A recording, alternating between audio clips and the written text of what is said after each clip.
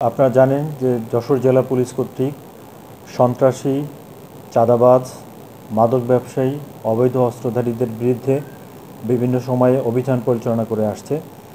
এই চলমান অভিযানের অংশ হিসেবে যশোর জেলা ডিবি পুলিশ আজ একজন আসামি কাজী তারেক ওরফে তরিকুল ইসলাম তাকে গ্রেফতার করেছে এবং তার বিরুদ্ধে 15টি ওয়ারেন্ট মুলতবি ছিল এবং তার বিরুদ্ধে 33টি মামলা রয়েছে। 33টি মামলার মধ্যে একটি খুন মামলা, একটি অস্ত্র মামলা, 2টি বিস্ফোরক, 19টি মাদক মামলা, 6টি চোরাচালান এবং 4টি অন্যান্য মামলা রয়েছে।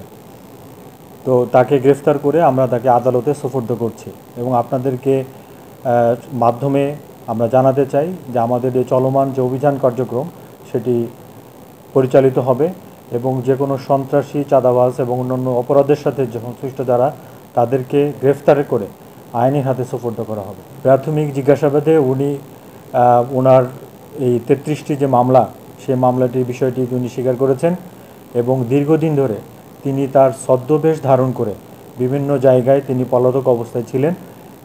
এই গোপন সংবাদের ভিত্তিতে আমরা তাকে গ্রেফতার করতে সক্ষম হয়েছি।